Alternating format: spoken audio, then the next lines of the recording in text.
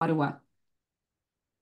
Jessica is deeply passionate about knowledge dissemination and works tirelessly to leverage her scientific expertise and communication skills to advance science and make it more accessible to all. Today, she'll be sharing valuable insight and strategies on how to successfully apply for the FRQ funding, a crucial topic for many of us in research.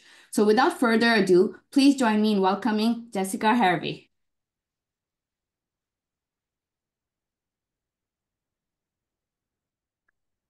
Bonjour tout le monde. Merci pour l'introduction. Donc, mon nom, c'est Jessica Hervé. Je suis effectivement responsable de programme au Fonds de recherche du Québec depuis 2017. Par contre, ça fait seulement 1 an que je suis responsable de programme aux bourses de formation. Donc, je ne suis pas encore une experte, mais je commence là tranquillement. Je veux juste vous dire que j'ai une toux puis que j'ai des pastilles dans la bouche, là, puis des fois, j'en reprends d'autres. Fait que c'est pour ça que tu vois, des fois, ma voix va peut-être casser un peu, je vais pousser. Je vais commencer avec une présentation PowerPoint. Je vais agrandir.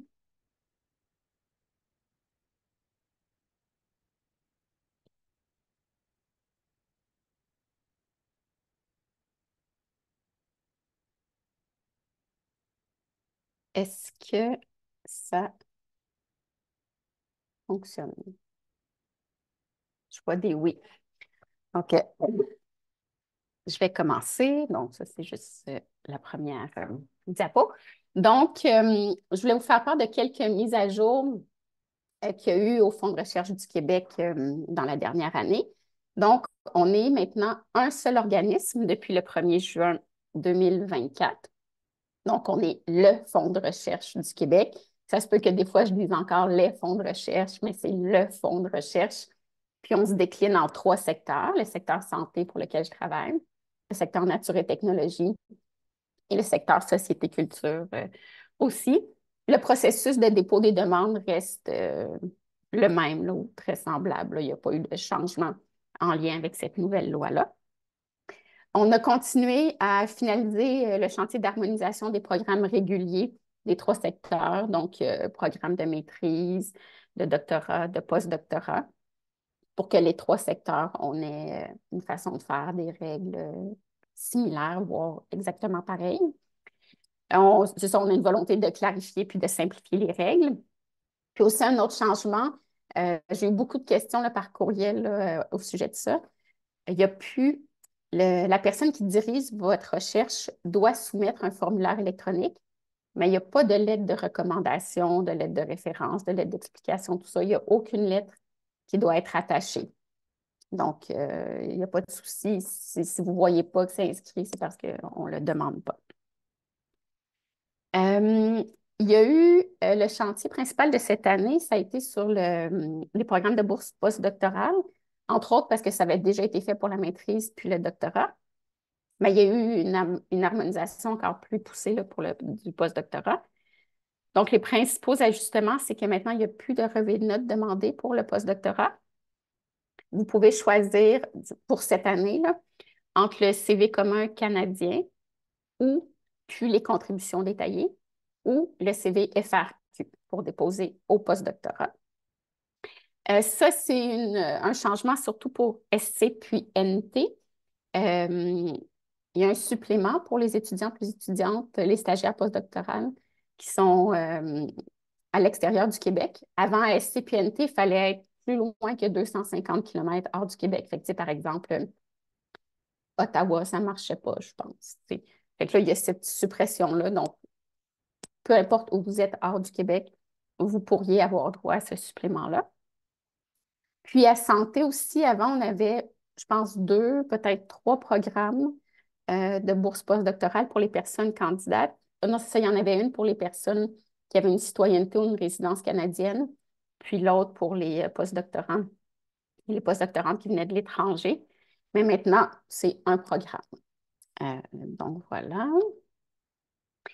Ici, j'ai un petit On va Excusez-moi, dire sur les dates pardonnez-moi, limites. Madame Hervé. Est-ce que c'est Ah oui. possible de vous couper quelquefois si Ah jamais oui, il y a des questions en même temps ou si on a besoin d'une oui, traduction parce qu'on a quelqu'un de responsable dans le comité? C'est quelque chose de possible? oui, oui. Parfait. Donc, Shirley, je ne sais pas si tu veux répondre à la personne qui a écrit un petit message dans le chat. Oui, dans le fond, la personne veut juste savoir s'il y a une version anglophone du PowerPoint que vous êtes en train de présenter qu'on puisse partager avec les étudiants. Non, j'ai pas Parfait. fait de version anglophone. OK. Désolée. Euh, en ce qui concerne les dates limites, bon, là, les dates limites sont inscrites. C'est correct, je pense que vous le savez, là, j'ai mis pour les différents secteurs. Euh, Moi, je veux porter votre attention sur l'heure limite. Donc, l'heure limite, c'est 16 heures. Ce n'est pas l'heure à laquelle il faut appuyer sur le bouton, c'est l'heure à laquelle il faut que ce soit écrit transmis au fond dans votre portfolio là, où vous transmettez. Euh, Puis ça, s'il y a plusieurs personnes qui se mettent à appuyer sur le bouton à 15h55, mais les systèmes informatiques, ce n'est pas infaillible. Ça se peut qu'il y ait des problèmes. Donc, je vous conseille de soumettre quelques heures en avance cette journée-là, idéalement même quelques jours en avance si vous pouvez, mais au moins quelques heures en avance là, à, à l'heure de des dates qui sont là. Euh, donc voilà, c'est très important que ce soit cliqué, transmis au fond à cette heure-là. Ça complète le, le, mon PowerPoint. Je vais juste tousser un peu.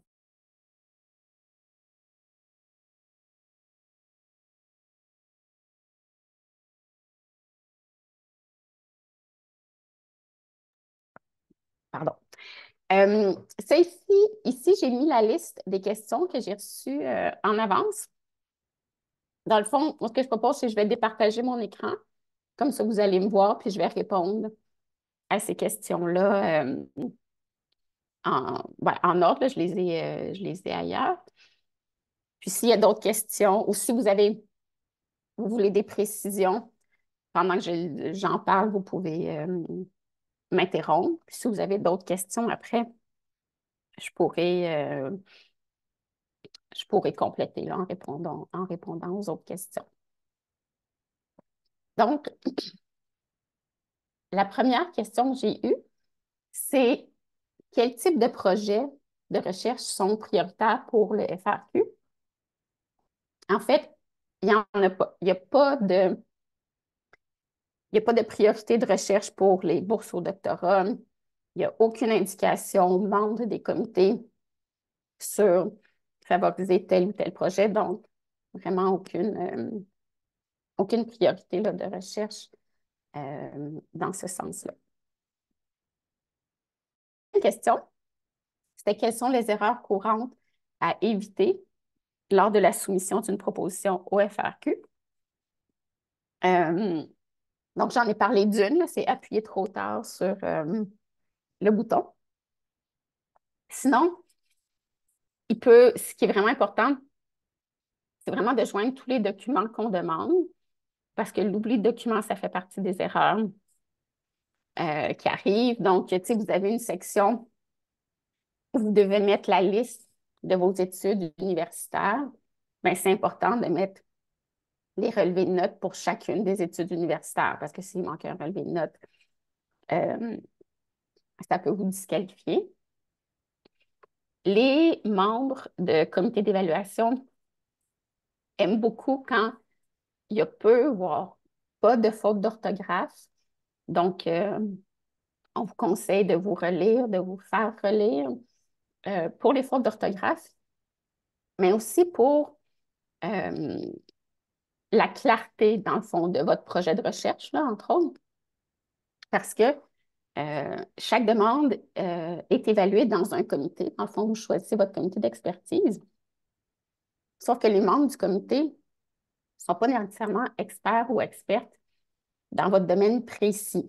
Donc, il faut quand même que vous portiez attention à ce que votre projet soit clair, pour des personnes qui ne sont pas des experts pointus dans votre domaine. Fait que ça peut être intéressant de vous faire relire par quelqu'un de votre famille ou par quelqu'un dans le domaine de la recherche, mais dans un autre domaine, qui peut peut-être vous dire, ah, ça, je ne comprends pas trop, puis vous essayez de mettre ça plus clair. Dans le même ordre d'idée, être concis, c'est bien. Il faut utiliser tout l'espace que vous avez. Si, par exemple, c'est particulièrement pour le projet de recherche, souvent les chercheurs et les chercheuses, si toutes les pages ne sont pas utilisées, ils vont se dire, ben, tu sais, on aurait pu avoir plus de contexte, plus d'éléments sur l'échéancier, des choses comme ça.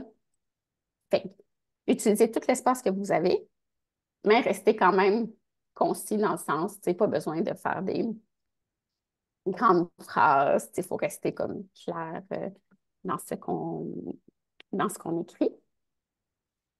Une autre chose, entre autres sur le projet de recherche, là, c'est important que vous mettiez un échéancier. Parce que, là, je ne me rappelle pas exactement c'est quoi le terme, là, on pourra aller voir tantôt si on veut dans les critères d'évaluation, mais je pense qu'il y a faisabilité ou quelque chose comme ça. Bien, la faisabilité, ça inclut le temps. Fait que, tu sais, ça peut être faisable si vous êtes un projet de 4 ans, mais il faut que vous montriez que vous pouvez le faire en 4 ans. Si vous ne mettez pas d'échéancier, la personne peut se dire, ah ouais, mais tu sais, ça va peut-être juste prendre 2 ans ou ça a l'air que on dirait que le projet est tellement beau que ça va prendre 8 ans. Fait qu'il faut vraiment que vous leur prouviez que c'est réaliste dans le temps.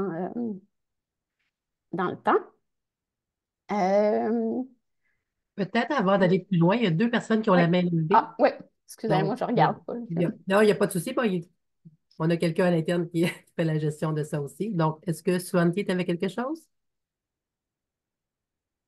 Ton micro est fermé. Au fond, juste pour clarifier, les 8 premières questions étaient originalement en anglais. Fait que c'est des gens anglophones qui ont posé ces questions-là. Si c'est possible de le faire en français, mais aussi de le dire en français, en anglais. Je sais que Shirley l'écrit, là, mais juste verbalement le dire, fait que ça va aider OK. pour les gens qui ont demandé. Parce que les 8 premiers, c'était de McGill qui ont demandé. OK. Merci. Parfait, merci. Puis, il y a Est-ce Pauline qui avait la main aussi. On va prendre les 2 questions, puis après ça, on pourra continuer. Que vous m'entendez bien? Oui. Oui. Oui, concernant justement le projet, moi je trouvais que c'était difficile, puis vous étiez en train d'y répondre un petit peu, mais quelle partie il faut privilégier? Parce que des fois, est-ce que c'est plus la méthodologie? Est-ce que c'est plus les retombées, effectivement aussi la faisabilité du projet? Des fois, je trouve que c'est difficile de savoir où est-ce qu'il faut mettre un petit peu plus l'emphase pour que ça soit bien décrit pour répondre aux exigences du comité. Ben, je ne peux pas vraiment vous donner de réponse claire pour ça. Je pense que toutes les questions que vous avez mentionnées, là, je vais aller voir, mais ça fait partie des sections qui sont évaluées. Dans le fond, on a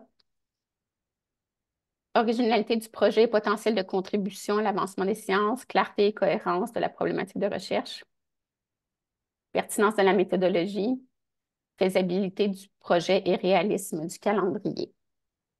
Euh, donc, c'est un peu à chaque personne là, de voir comment doser chaque section. Là. Je ne pourrais pas répondre beaucoup Pas de plus règles précisément. nécessairement. Ok. Non, c'est ça. Et merci. Bon, je vais essayer d'y aller en anglais pour la première question. Excusez mon accent. So what is very important is to attach all the documents that are necessary. Like if you listed 2 or 3 university programs that you followed, you have to put all your relevé de notes. Otherwise, it could be disqualified. It has you have to think about orthograph. Sorry, I have like problem with mistakes in the writing. You have to be clear and concise, but use all the space you have to write specifically for your research project, because the member always wonder why because you don't have that much space. But they always wonder why some people don't use it all, because you can always put more context or more detail in some part. It's really important to put all the sections that are asked, specifically the calendar. It's often something that is missing. It's really important for the committee to know if what you propose is feasible in a time frame. So don't forget that. So you can have your project reread by other people in research also, or not in research, because if your project is written too specifically, sometimes the member of the committee, even if they are in the larger expertise of your project, they might not know the details. So it's important to write it so it's accessible for people that are not super expert. And what is really important also is to submit your file and your portfolio before the deadline, because it has to be written in your portfolio, transmitted at 4 p.m. Sorry, 4 p.m. So if you click on it at 4 p.m., the system might be a bit slow or something like that, and it might be disqualified for that. So do it preferably a couple hours before the deadline and the time of the deadline. And yeah, the first question was about research priority, and I said that there's no priority for the scholarships. Yeah. OK, so la prochaine question, c'était comment fonctionne le processus d'évaluation des candidatures au FRQ. Ben, on reçoit les demandes, on les classe par comité d'expertise, selon le comité que vous avez choisi dans votre demande.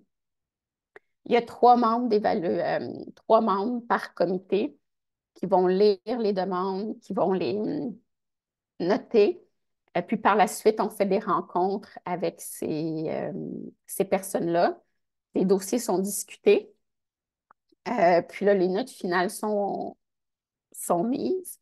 Puis, lorsque vous recevez votre lettre de décision, vous avez les moyennes des notes pour chacun des grands critères pour l'évaluation.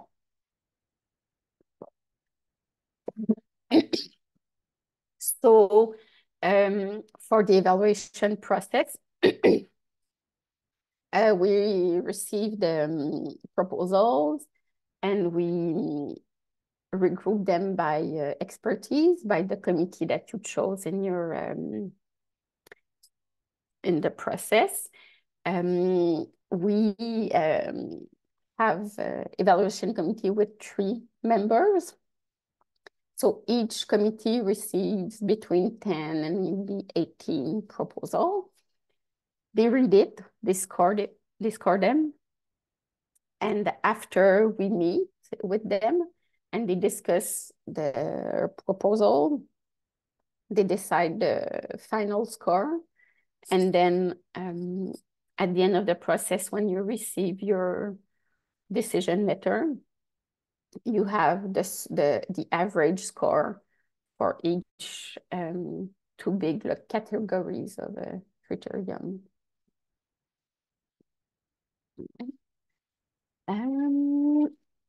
So the next question was, y a-t-il des exigences spécifiques pour la collaboration avec des partenaires communautaires dans les projets FRQ?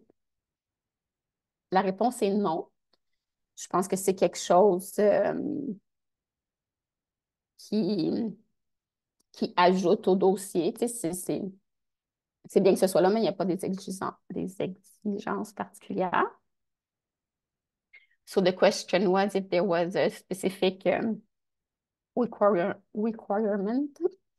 for a community partner for projects. There's not. It can be a nice addition, but it's not mandatory. It's not. Oh.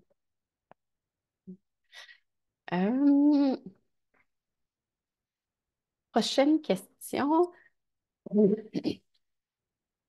Comment les candidats et candidates peuvent-ils démontrer efficacement l'impact de leur recherche dans leurs propositions? Une question un peu plus difficile. Ce qui peut aider, c'est de bien cerner les besoins du milieu ou les besoins du domaine de recherche. Fait que si vous montrez que c'est un besoin, je sais pas, il y a pas assez d'études ou pas assez spécifiquement dans ce domaine-là, où il y en a, mais les réponses ne sont pas claires, en cernant le besoin, ou, ça peut aider là, à démontrer l'impact s'il y a un besoin. So, how the candidate can demonstrate the impact of their research. So they can identify the need of the research area or the I don't know what is the milieu, like the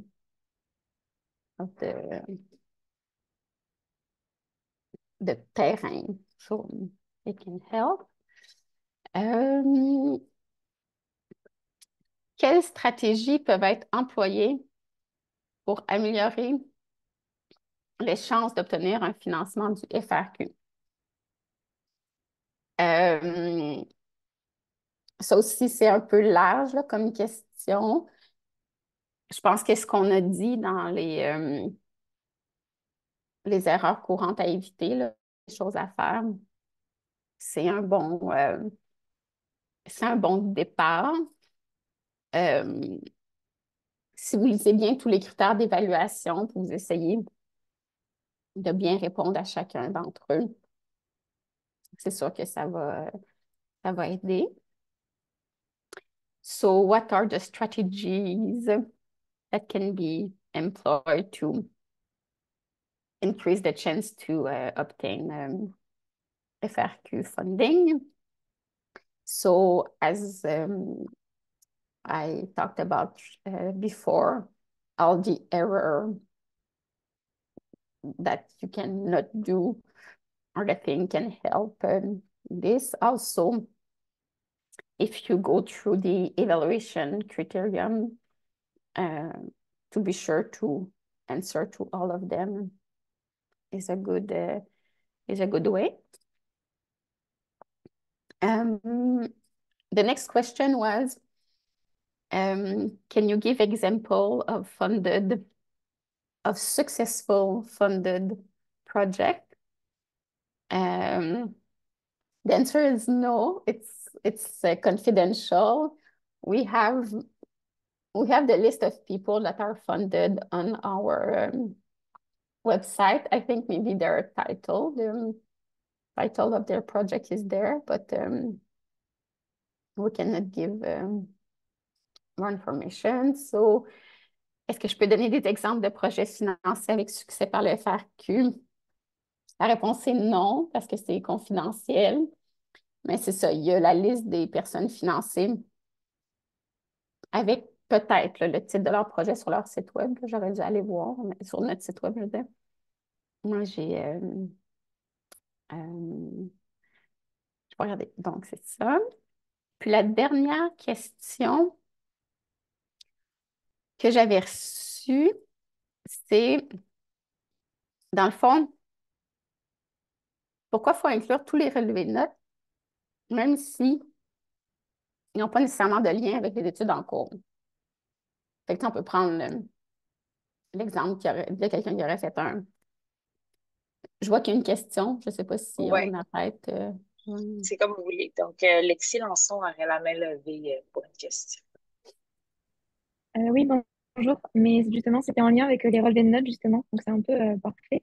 Ma question, c'était, j'ai comme l'impression que sur une des premières diapositives que vous avez montrées, il y avait comme retrait des relevés de notes. Puis justement, ça m'a pas mal questionné parce que en parallèle, ils demandent justement les relevés de notes. Donc, c'était juste une précision par rapport à ça. Que j'avais été un peu mêlée sur eux. Je pense que c'est la deuxième ou peut-être troisième diapositive que vous avez pardon, montré tout à l'heure. Oui, c'est ça. C'était une diapositive seulement pour les bourses postdoctorales. Donc, pour les bourses postdoctorales, le relevé de notes n'est plus demandé. Mais pour les bourses de maîtrise et de doctorat, c'est encore demandé.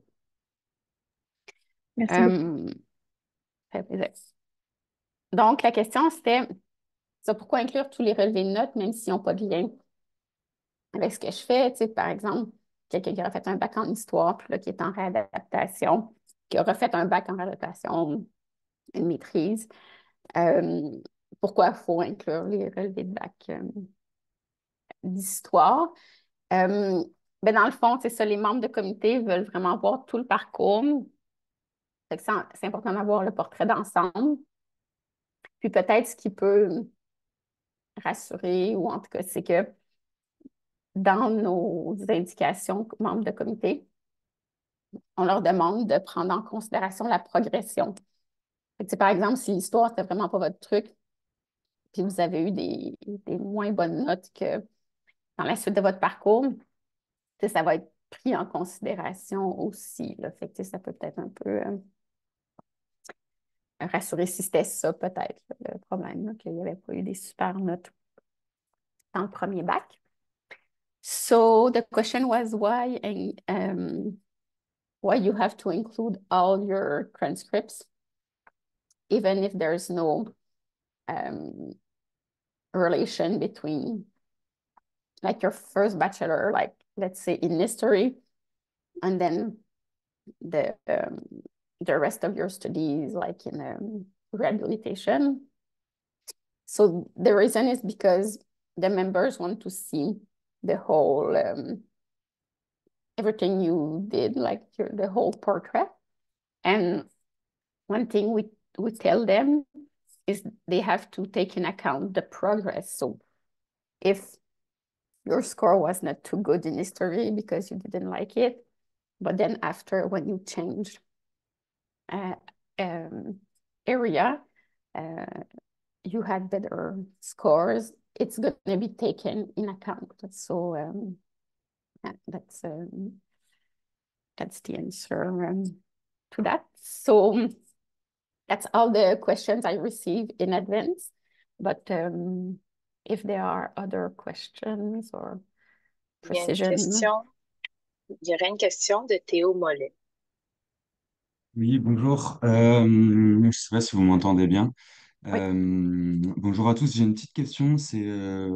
En gros, moi, je viens d'arriver au Canada. Je suis pas citoyen canadien et j'ai pas encore du coup la carte de la RAMQ. Du coup, j'ai vu que ça faisait partie des étapes de préadmission. Et ma question, c'était justement, en plus du fait du formulaire fait par la supervisor disant que je fais mon stage postdoctoral au Québec, est-ce qu'il y a besoin d'autres choses, d'autres papiers justifiant le fait que mon centre de recherche pour le stage postdoctoral est fait au Québec? Bon, je ne suis pas une experte des bourses postdoctorales. Dans le fond, si c'est comme au... Je vais juste montrer ici. C'est ça. Fait que c'est pas grave si vous n'êtes pas encore admissible à la RAMQ, si vous n'avez pas les papiers. Mais c'est ça, votre directeur ou votre directrice de stage doit transmettre son formulaire électronique. Puis, vous devez faire votre stage postdoctoral au Québec. Là, ça dit voir section 3.4, là, je lis les règles.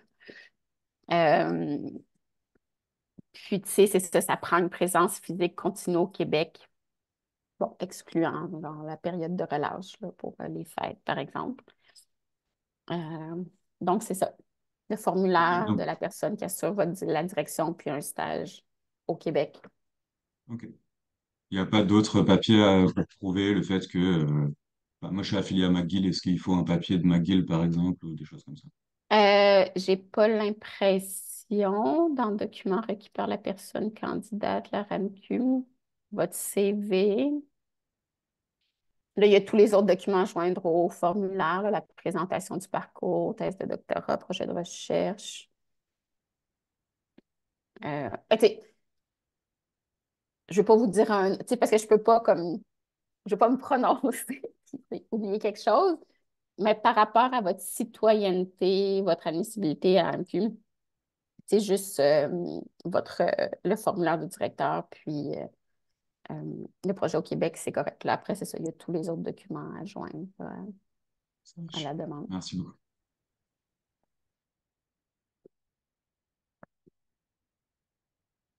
Il y a quelqu'un qui a écrit quelque chose? Oui, je vais traduire. Donc, c'est écrit en anglais. En français, bonjour, j'ai une question concernant l'éligibilité. Puisque nous sommes admis en tant que doctorants deux dans notre première année à McGill, dois-je compter le nombre de semestres que j'ai suivis pour comparer avec l'exigence du FRQS? Dois-je compter le nombre de semestres que j'ai ouais, c'est-à-dire qu'il ne faut pas avoir complété plus de 15 semestres au moment de l'application. Si je ne considère que les années consacrées à l'université, j'aurais fait 4 doctorats, soit 12 semestres. Pas 4 doctorats, mais 12 semestres, mais je n'ai fait que 3 ans, soit 9 semestres seulement. En résumé, que prendra en compte le FRQ, l'année donnée par l'université ou les années que j'ai passées dans le programme de doctorat? Je ne suis pas sûre que j'ai saisi toutes les subtilités. La première chose que je vais dire, c'est qu'il faut avoir fait un maximum de 14 sessions, pas 15. Parce que si vous en avez fait 14, on peut vous en financer une dernière. Mais si vous en avez fait 15, on ne peut pas financer. Donc, c'est 14 maximum euh, à la fin de la session d'hiver 2025. Puis là, ce qu'on va prendre en compte, nous, c'est le nombre de sessions que vous avez fait au doctorat dans ce domaine de recherche-là. Je ne suis pas sûre que je réponds exactement à la question. Il faudrait peut-être que je la Est-ce, lise. ouais. Est-ce que ça serait possible aussi de répondre en anglais, puisque la Ouais, personne l'a je peux posé en répondre en anglais? anglais. Je vais juste. Est-ce que c'est la première question qui est écrite ou c'est Ah non, ici, Ouais. je la vois. Um, SPH.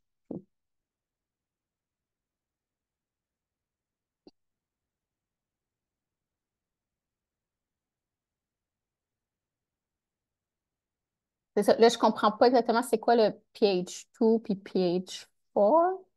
C'est la deuxième année puis la quatrième année. Est-ce que c'est ça?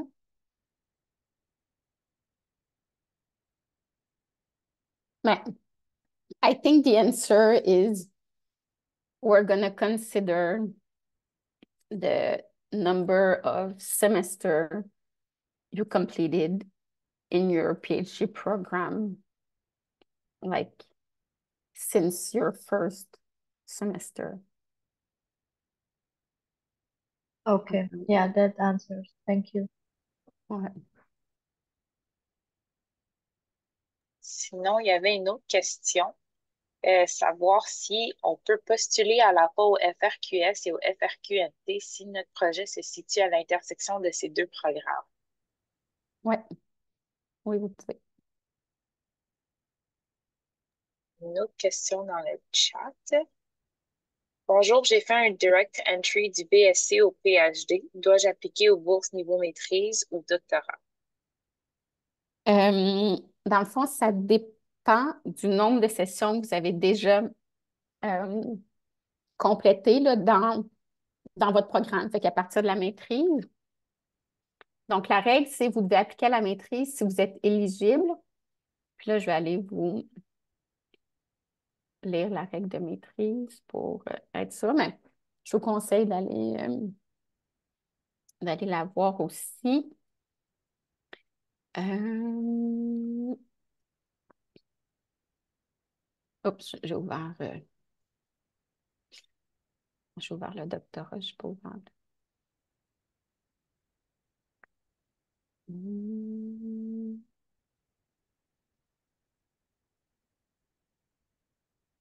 Donc, si vous êtes inscrite ou inscrit depuis un maximum de 3 sessions à temps plein au 30 avril, vous pouvez, vous devez appliquer à la maîtrise.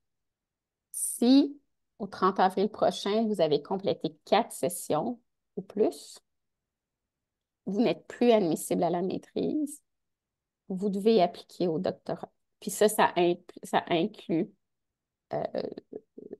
au début, là, vous faites un passage direct, fait que c'est comme directement le doctorat. Mais c'est aussi la même règle pour les passages accélérés. Les gens qui auraient commencé une maîtrise puis font un passage accéléré, ils doivent faire le même calcul. Si ça fait 3 sessions ou moins qui ont commencé ce programme-là, incluant la maîtrise, ils doivent appliquer, ils doivent postuler à la maîtrise. Sinon, si c'est 4 sessions ou plus, ils doivent postuler au doctorat. Est-ce que je le dis en anglais? Je l'ai écrit dans le chat, mais vous pouvez... So, the rule is that if you're eligible for the master, you have to apply to the master program. And the rule of the master program to be eligible is that you have to have completed 3 semesters or less. If you have completed 4 semesters or more, you're not eligible to the master program. You have to apply to the PhD program.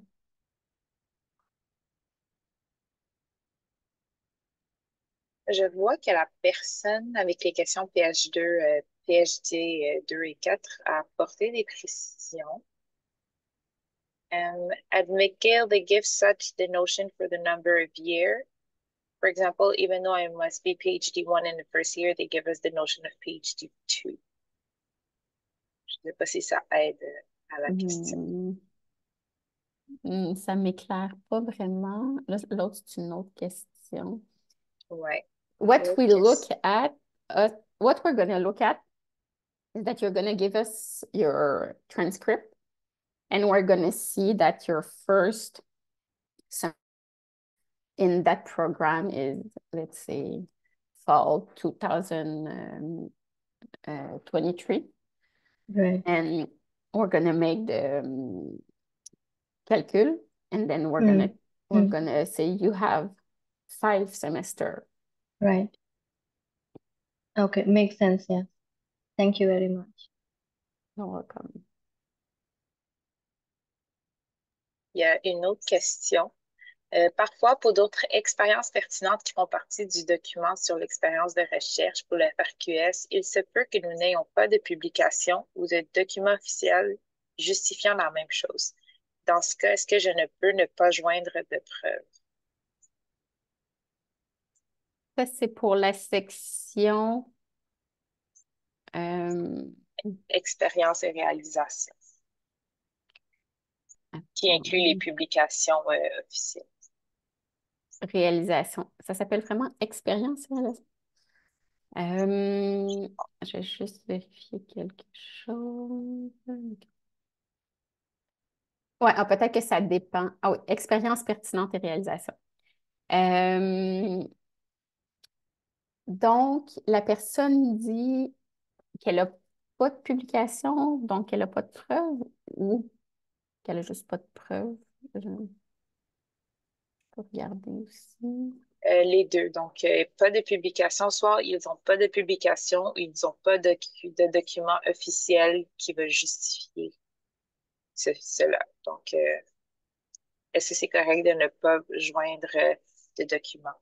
Parce que je ne sais pas si... I don't know if this is if this is referring to submitting proofs of publications, like official acceptance of your publication, or what proof are you referring to? Okay, so like this is for apart from the academic curriculum research, if I may be doing something collaborative with others that I have started, let's say, like a research project, but I do not have a publication from that research work yet. So in that case, if I need to mention that, but I would not have any document justifying that I'm working on that project currently. You know, if it's outside, let's say, my current research, current PhD. So you don't need proof for that section, except as quickly mentioned for the publication that are submitted or in Yeah. revision. So if your collaboration project is something that is important or valued in your experience, you can describe it there, but Yeah. there's no need for proof. Okay. Nice.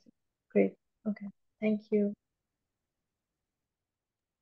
Emna a la main levée pour une question. Oui, bonjour. En fait, je suis étudiante en orthophonie, puis tu as parlé du choix du comité. Puis je vois dans le tableau, dans le comité 8, il y a orthophonie et dans le comité 18, il y a orthophonie aussi. Est-ce qu'il y a une différence entre les deux comités ou... Voilà. Si je me trompe pas, puis là, il faudrait que j'ouvre un autre petit document pour aller voir, c'est que ces deux comités-là ne vont pas être disponibles dans le même programme. Là, je pense que le comité 18, c'est seulement dans BF4 pour les personnes qui détiennent un diplôme professionnel. Puis l'autre que vous avez nommé, où il y avait orthophonie, dont je ne me rappelle pas, je ne connais pas mes numéros de programme, mes numéros de comité par cœur. Je pense que celui-là, il est disponible pour le programme là, régulier BF2 pour les bourses de recherche au doctorat. Mais je peux ici, je vais pouvoir vous dire. Fait que quand vous avez votre liste déroulante pour choisir vos comités, Ouais. vous n'aurez pas les deux choix. Hein.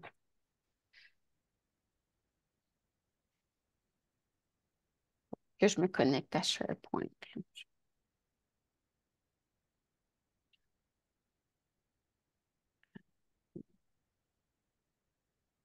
Et il y a d'autres questions, je peux les prendre pendant que ça réfléchit. C'est rendu Oui, il y compliqué aurait des une fois. autre question par Chloé. Par contre, je ne comprends pas c'est quoi FUP. FUP question. Je ne sais pas c'est quoi ça veut dire, mais la personne a demandé si je recevais une bourse maîtrise une durée de 3 ans, tandis que je suis au PhD, qui est un programme de 4 ans, est-ce que ça signifie que je dois appliquer pour une bourse de doctorat dans 3 ans? Si je reçois une bourse de maîtrise de 3 ans, je serais intéressée de savoir c'est quelle bourse, parce qu'au fédéral, c'est 1 an ou c'est 2 ans pour la maîtrise. Là. Après, si c'est une bourse qui est ni du fédéral, ni des organismes fédéraux, ni d'un organisme provincial, donc le FRQ, il y a Elle a, possibilité de cumuler. elle a rectifié 2 ans. C'est 2 ans pas OK. 3 ans, je pense. Donc, elle, j'imagine qu'elle a soit fait un passage direct ou un passage accéléré. Parce que, ben, en gros, disons que c'est des bourses du FRQ. Là. Si vous avez eu une bourse de maîtrise pour 2 ans, ben, dépendant quand elle finit, par exemple, si elle finit l'été prochain ou l'automne prochain, il faut que vous appliquiez. Puis, si vous voulez une bourse de doctorat, vous devez appliquer maintenant au concours de doctorat parce que vous allez pouvoir commencer votre bourse de doctorat ben, soit à l'été, mais si c'est encore votre maîtrise, vous repoussez à l'automne. Si vous avez encore votre maîtrise, vous repoussez à l'hiver 2026. Là, je commence à être mêlée dans mes années. Ça va être le plus tard que vous allez pouvoir l'accepter, l'hiver 2026. Euh, mais je ne suis pas sûre que je réponds vraiment à la question. Il faut que je réponde en anglais, je ne sais pas. Oui, Chloé dit que Cléo, désolée, dit que c'est correct. OK. Puis, je Donc, vais juste, maintenant, là, en ce qui concerne les comités, euh, pour orthophonie, orthophonie, c'est ça, FF8, ça fait partie du programme BF4. Donc, là, je parle pour le doctorat, là, mais c'est peut-être BF3 pour la maîtrise aussi. Fait que ça va être disponible seulement dans les programmes pour les personnes détenant un diplôme professionnel, puis orthophonie dans BF1 et BF2, donc la maîtrise puis le doctorat régulier, et dans, vous me l'avez dit, là, orthophonie FF8. Ah, mais c'est le même, c'est deux FF8. Il y a quelqu'un qui m'avait parlé. Est-ce que vous aviez dit FF18? Oui, dans le comité 18, il y a orthophonie. 18. C'est drôle, là, moi, je ne le vois pas le 18. Est-ce que ça se peut que ce soit au doctorat? Au post-doctorat, peut-être. Je n'ai pas la liste des comités. Euh, il n'y a pas de détails en fait, il y a juste description abrégée, c'est-à-dire les spécialités, puis description complète. Ah, fait, c'est ça, vous êtes dans le document PDF, là. Ouais, ouais, Selon moi, c'est ça là, parce que moi, devant moi, j'ai juste mes comités maîtrise doc. Selon moi, le FF18 doit être dans la liste déroulante du ouais. post-doctorat. Ok, donc je choisis le 8 finalement parce que je suis au doctorat. Au doctorat, ouais, ce serait le 8. Vous Merci. n'aurez sûrement pas l'option du 18. Si vous l'avez, il y a un problème. Il faudrait m'écrire un courriel. Merci.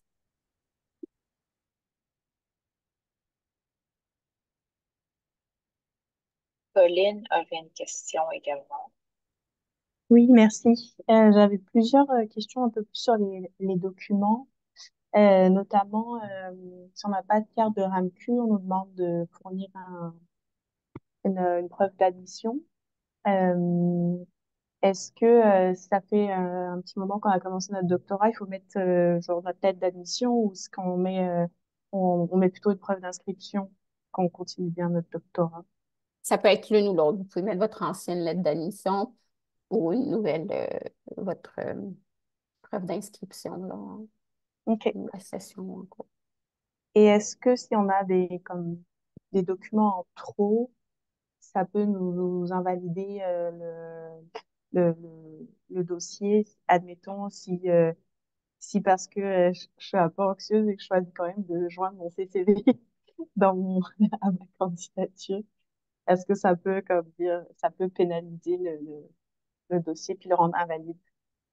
Euh, je vais vous dire non, mais c'est supprimer de la demande. D'accord.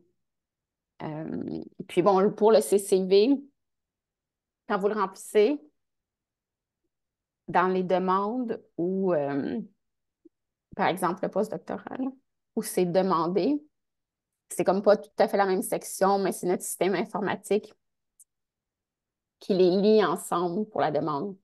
Pour le doctorat, il n'y a pas cette étape-là. Fait que, tu sais, même si vous passez 4 heures à mettre votre CCV à jour, notre système informatique ne va pas lier votre CV à notre demande. Donc, c'est ça. Donc, j'économise mon temps. Et dernière question, je me demandais, après, c'est plus sur le point de vue de l'évaluation, mais est-ce qu'on peut mettre les abrégés nos abrégés de conférences qui sont soumis, qui sont pas encore acceptés, et si aussi, est-ce qu'on peut mettre nos articles en rédaction, ou si c'est pas vraiment considéré? Bon, après, c'est plus de l'évaluation. Euh, dans le fond, il ne faut pas mettre les abrégés, il ne faut pas mettre les mots. Il faut juste mettre la preuve que c'est soumis. Euh, Puis ce qui est en rédaction, là, fait que ce qui n'est pas soumis, ça non plus, il ne faut pas les mettre là. On va les Ok, enlever de la demande. ok. Mais admettons nos abrégés de conférences, si on a une preuve de soumission, on les met. Ouais. Ok, ça marche. Ben, Merci. si c'est déjà fait, là, puis c'est listé dans vos listes de conférence, vous n'avez rien à mettre. Mais si c'est quelque chose qui est à venir, qui n'est pas encore fait, là, vous pouvez mettre la preuve de soumission à la conférence ou la preuve d'acceptation à la conférence. OK, très bien. Merci. J'aurais deux petites questions, moi, de mon côté. Donc, juste pour confirmer ce que vous avez dit avec Pauline, donc le CCV n'est pas nécessaire au doctorat pour les demandes de niveau doctorat? C'est ça. Pour le doctorat, pour la maîtrise, il n'y a pas de CV demandé, ni CV FRQS, ni CCV. OK. C'est un Même peu la chose, section expérience, expérience. pertinence, réalisation. Qui, OK. Donc, même ça chose suit pour les de- contributions détaillées. C'est Ouais. pas demandé. Super. Parfait. Sinon, Fatimata aurait également une question. Parfait, merci, merci Jessica. J'ai une question concernant les publications. Est-ce que les abstracts qui ont été publiés publiés dans des journaux peuvent être ajoutés comme publication? Parce que Ah, bon, selon les détails que j'ai lus, je ne vois pas c'est pas une partie où je peux ajouter mes abstracts comme publication. Est-ce qu'il y Quand a vous dites, des... quand vous dites que Oui, vos abstracts ont été oui. Publié publiés, suite à mais suite à des congrès, par exemple, à des comme le congrès. congrès mondial de l'AVC, et après les abstracts sont publiés dans International Journal of Stroke. Et là, bon, je considère comme une publication et je ne sais pas là où je peux Mhm. le placer comme publication. Euh, Peut-être qu'on n'a pas mis spécifiquement cette catégorie-là. Je pense que si je vais voir c'est dans le portfolio qu'il y a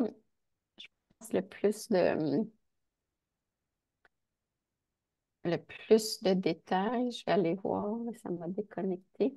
Mais si, comme cette section-là n'est pas là, tu sais, je vous conseille, quand vous faites cette section-là, de mettre par catégorie, tu sais, comme article publié, conférence, poster. Puis vous pourriez mettre, je ne sais pas ce serait quoi le terme exact, là, abstract publié suite à des conférences. Mhm. Vous pourriez mettre ça. Mais je vais quand même aller voir dans le portfolio qu'est-ce qui est écrit. Euh,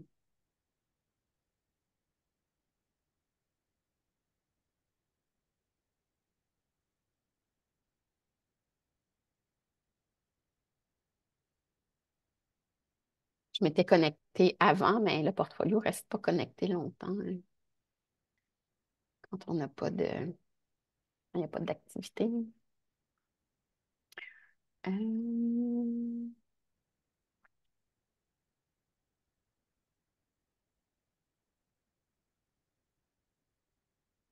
donc, si je vais voir BF2 dans expérience, pertinente et réalisation. Donc, on vous demande articles publiés dans des revues, premier auteur, deuxième auteur, chapitre de livre, ouvrage collectif, puis il y a 3 autres types de documents. Fait que, ça, pour des présentations, euh, ça pourrait tomber dans autre type de présentation, là. Puis juste bien indiquer que c'est l'abstract de la conférence, hein. Je pense que... Merci.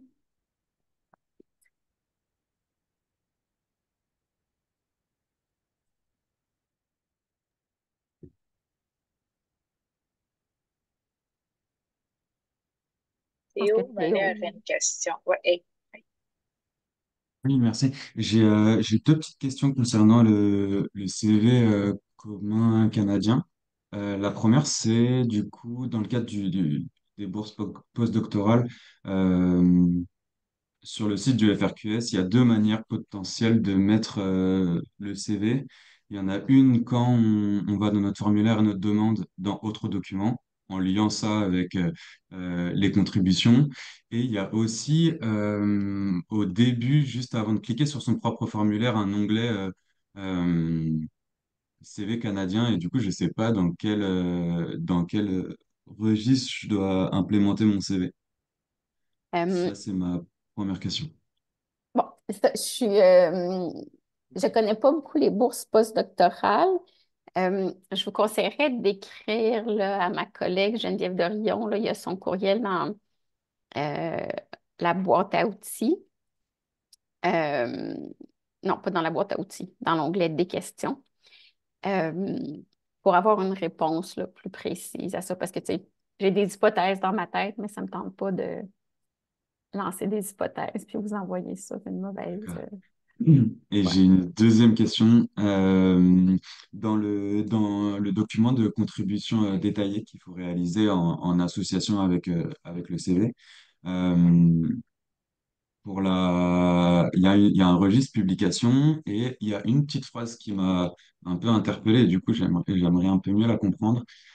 C'est s'il y a un des articles qui a été publié avec plus d'un auteur, il faut détailler la contribution de chacun des auteurs. Alors ma question était et donner la contribution estimée. Euh, il y a quasiment moi, tous mes papiers ont été faits par au moins cinq six auteurs. Enfin, on a travaillé à cinq six voire plus parfois. Est-ce que du coup, je dois faire une ligne pour chaque auteur à chaque fois, avec chaque fois sa contribution et chaque fois son rôle pour chacune des publications que j'ai fait? Parce que du coup, ça va faire beaucoup de pages juste pour une, juste pour ça. Et du coup, je ne savais pas trop. J'ai commencé en mettant mes contributions à moi, en mettant ma contribution estimée et mes rôles dans chacun des papiers qu'on a soumis et qui ont été acceptés et publiés.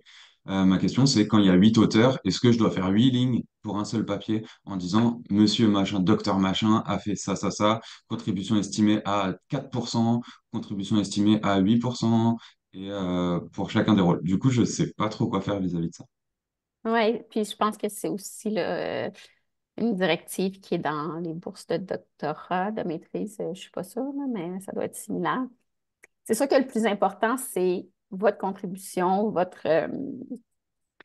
euh, votre pourcentage de contribution, puis le détail de votre contribution. Si, tu sais, quelqu'un d'autre a une contribution particulièrement importante, ce serait peut-être bien de le mentionner, là, d'aller dans les détails pardon, pour les 4 là, tu sais, c'est peut-être moins, et si, tu sais, ça va pas jouer, là.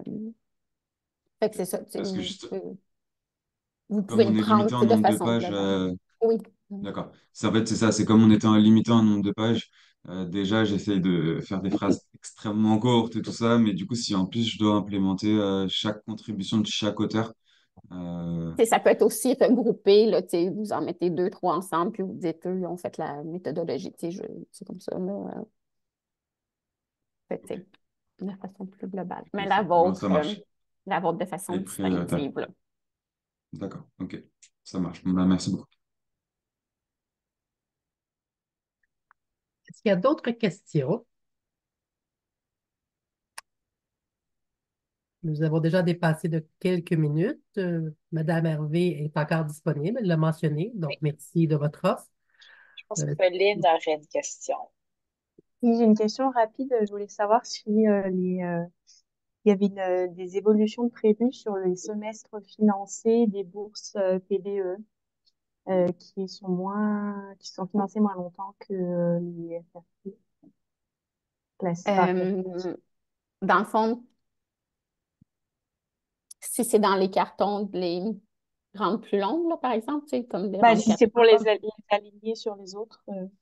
Je sais pas, ça c'est mon collègue Michel Garceau qui s'occupe des PB3E. Tu sais, je sais qu'il y a, si je ne me trompe pas, c'est 3 ans, puis il y a un renouvellement, mais peut-être pas d'une année complète, là.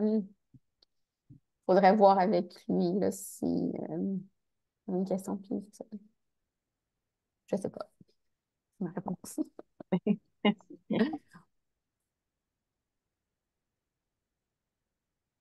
Autre question? Puis, J'inviterais peut-être juste vous dire oui, de ne pas hésiter là, à nous écrire là, tu sais, dans chaque programme, là, dans des questions, il y a le nom de la personne responsable. Il y a le numéro de téléphone, là.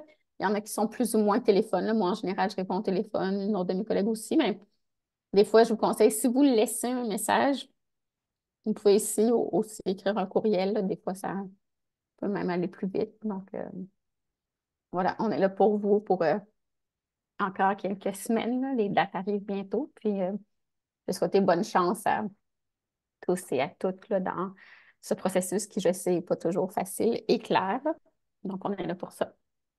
Aussi, merci pour l'invitation là, de la part du CREER. Là. Ça nous fait toujours plaisir de pouvoir voir les gens qui participent à des événements comme ça quand la disponibilité nous le permet. Merci beaucoup, Madame Hervé. Juste avant de passer au mot de la fin et vous remercier officiellement, je demanderais peut-être à Anne-Charlotte et à Manette de mentionner aux gens qu'il y a un sondage de satisfaction sur l'atelier avec un lien dans le chat. Donc, si vous pouvez prendre la parole quelques minutes.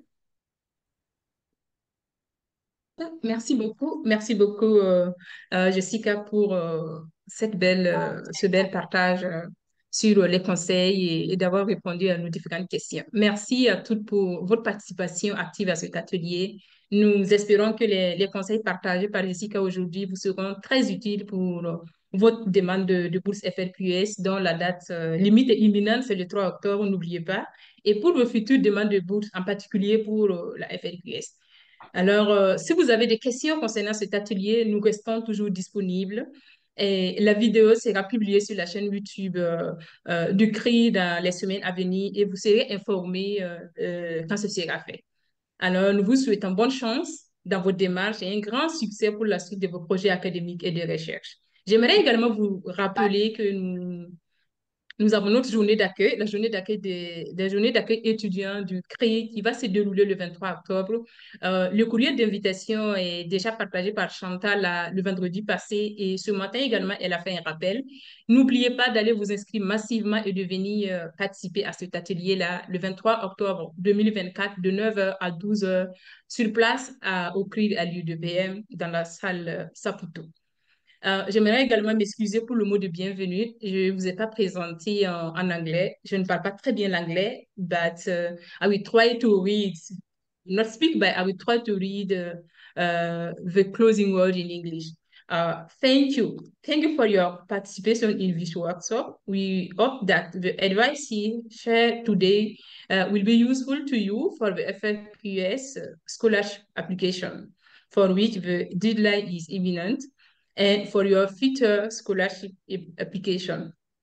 If you have any question about this workshop, we are always available. The video will be posted on CREER YouTube channel in the coming week, and we will let you know when it is done. We wish you the best of luck pour la suite de vos projets de recherche. Désolée.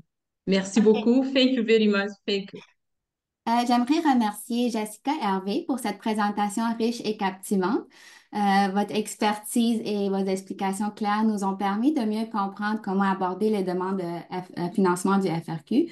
Je suis certaine que beaucoup d'entre nous se sentent maintenant plus confiants pour naviguer dans ce processus. Nous vous sommes très reconnaissants pour le temps et l'effort que vous avez consacré pour partager vos connaissances avec nous aujourd'hui et nous avons hâte de mettre en pratique ce que nous avons appris aujourd'hui. Encore une fois, merci pour vos précieux conseils et pour votre présence parmi nous aujourd'hui. Je vais juste dire en anglais. Thank you so much, Jessica Hervé, for your informative and engaging presentation. Your expertise and your clear explanation has provided us with a deeper understanding on how to approach the FRQ funding application. And I'm sure so many of us feel more confident in navigating the process. We truly appreciate the time and effort you've put into sharing your knowledge with us today, and we look forward for applying what we have learned. Thank you again so much for your valuable insight and your time and for being with us today. Thank you, Jessica Hervé. Ça me fait plaisir. Merci à vous. Merci beaucoup tout le monde. Bon, c'était très instructif.